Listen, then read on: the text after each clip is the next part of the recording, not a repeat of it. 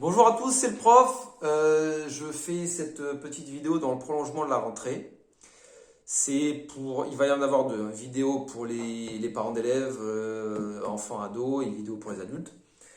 Donc, les conseils de rentrée pour les parents d'élèves qui ont des enfants ou des ados qui veulent démarrer les activités musicales, que ce soit, moi je fais guitare, ukulélé et cours de chant, et un peu de théorie musicale, cours de piano, violon, peu importe.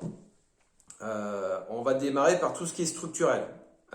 Pour les parents d'élèves, d'enfants en bas âge, vous avez l'éveil musical dès 3-6 ans, qui se fait, soit des profs à leur compte comme moi peuvent faire de l'éveil musical dans les crèches, dans les maternelles, à partir du moment où il y a quelqu'un avec nous, où il y a la prof, où il y a l'assistante maternelle, on peut faire de l'éveil musical, il faut du matériel, et on va dire un minimum de pédagogie.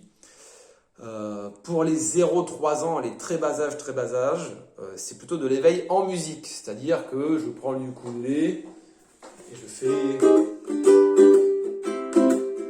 on fait des chansonnettes, des trucs.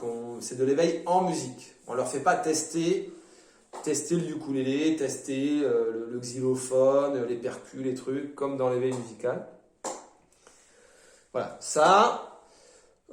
c'est vraiment pour développer, ça aide au développement de l'enfant. L'éveil musical, ça aide au développement de l'enfant, ça est prouvé scientifiquement. Mais ne vous attendez pas à des résultats de progression sur le ukulélé ou sur un truc où tout d'un coup il se découvre percussionniste. Non, forcément. Mais ça aide, voilà. Ça aide peut-être à pressentir des facilités aux activités musicales. Peut-être pressentir un début d'oreille, un début de sens du tempo, quelque chose comme ça. Ensuite, à partir du CP, CE1, vous avez les écoles de musique. Les écoles de musique peuvent prendre en charge votre enfant, les écoles de musique municipales, les écoles de musique privées. Souvent dans les grandes villes, il y a beaucoup de listes d'attente. Vous payez des frais d'inscription, vous payez au trimestre ou au mois ou pour toute l'année. C'est un engagement. Il y a le côté quand même très carré, le côté très scolaire. Souvent, les écoles de musique sont sur la méthode académique, donc on apprend avec le solfège, les partitions, on apprend à lire les notes. Méthode adaptée à différentes tranches d'âge, les 6-8 ans, les 8-10 ans, les collégiens, les lycéens. Donc il y a le côté très très académique et voire souvent très classique. Ça dépend des écoles de musique, ça dépend des enseignants. Certains enseignants font en méthode moderne avec du solfège, bien sûr, mais du solfège, on va dire simplifié, avec plus de pratique sur l'instrument. Qui peut donner de l'entrain comme ça à l'enfant ou aux ados. Mais c'est vrai qu'on a toujours cette image de l'école de musique, par exemple la prof de piano, paf, qui vous tape sur les doigts parce que vous avez fait un fa dièse au lieu de faire un fa normal. Donc ça, beaucoup de parents d'élèves me disent ça, que leurs enfants sont dégoûtés de l'école de musique à l'ancienne, entre guillemets.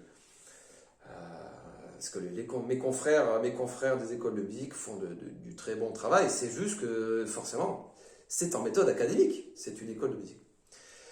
Et après, donc, vous avez les enseignants, les profs particuliers comme moi, donc les musiciens à leur compte, souvent, en auto-entrepreneur ou en CESU. Moi, je fais les deux.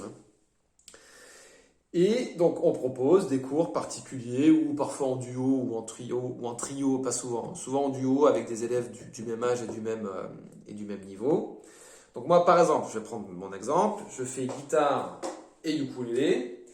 Le premier conseil que je donne aux parents d'élèves, c'est si votre petit ou votre petite veut se mettre à la guitare, prenez une guitare adaptée à son âge. Moi, je fais guitare plutôt à partir du CM2. Si je vois que votre enfant est hyper motivé, hyper au taquet, peut-être CE2, CM1, mais normalement, déjà pour la force dans les doigts, plutôt à partir du CM2. Prenez une guitare qui lui correspond. Prenez pas forcément une sèche ou une folk ou une électrique qui est là. Prenez quelque chose qui lui correspond. Est-ce que votre enfant déjà apprécie la musique, par exemple latine ?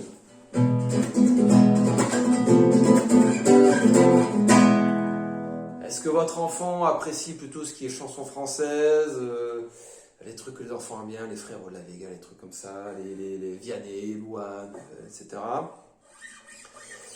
Donc déjà, voilà, savoir ça, prendre une guitare adaptée à son âge. Ça, c'est une guitare de taille 3/4. C'est ma guitare perso, ma guitare sèche perso. J'ai pris une 3/4 exprès pour avoir un truc facile à jouer.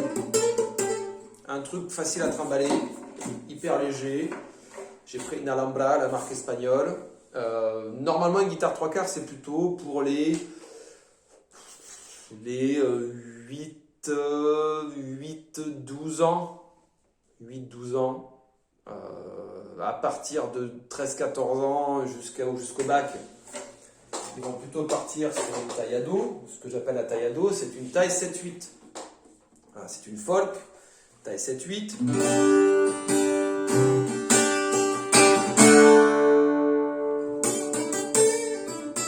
Donc des cordes en métal, plus de résonance.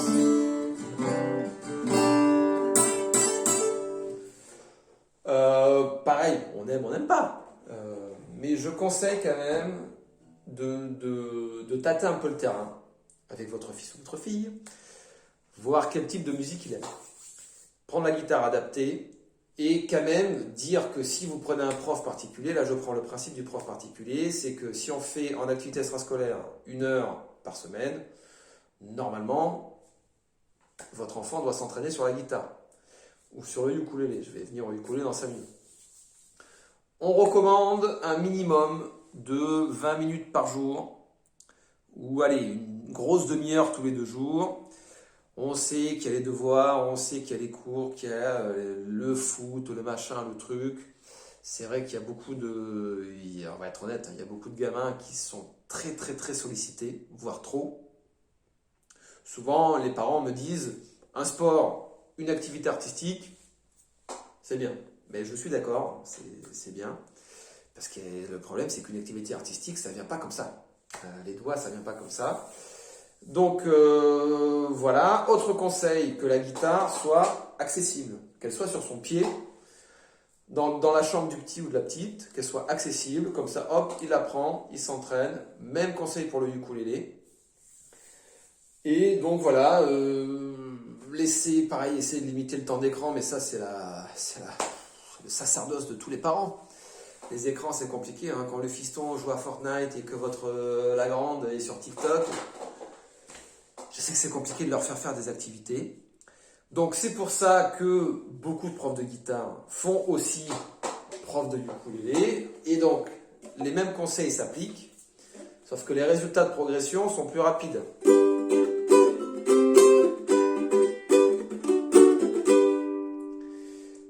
On achète un ukulélé adapté à son enfant. Ça, c'est un ukulélé ténor, donc grande taille, plutôt pour un adulte ou un ado. Ça, c'est un ukulélé concert. C'est un ukulélé low G, c'est-à-dire avec la corde. Cette note-là, c'est un sol. C'est un sol grave. Ça, au pire, vous vous en foutez. Low G, high G, c'est un autre truc. Mais prenez une taille adaptée. Je conseille pas forcément, je fais ukulélé à partir de CE2. Je conseille pas forcément de prendre la taille soprano, qui est vraiment la petite taille de ukulélé. Je conseille quand même de partir sur un concert parce que votre enfant il va grandir. Et soprano quand même c'est petit. Sauf si vraiment il a des petites mains. Parce que, sauf vraiment pour l'éveil musical, là on donne un soprano. Parce que l'éveil musical c'est les 3-6 ans, donc forcément. Mais s'ils veulent vraiment faire une activité musicale avec le ukulélé, prenez un concert. Et si c'est votre ado, prenez un concert ou carrément un ténor. Si votre fiston il a 15 ans, 16 ans, il fait déjà 1m75, prenez un ténor. Donc voilà les conseils pour les parents. Prendre un prof, pour conclure, je dirais que prendre un prof particulier comme moi, c'est quand même un engagement, c'est quand même un investissement. Il faut quand même comprendre que le prof, il est plus souple qu'une école de musique. Donc il va essayer de s'adapter à vos horaires, le mercredi, le soir, après les cours, tout ça. Un prof, normalement, peut vous facturer en auto-entrepreneur ou alors vous le déclarez en CESU avec le crédit d'impôt. Il y a deux statuts possibles.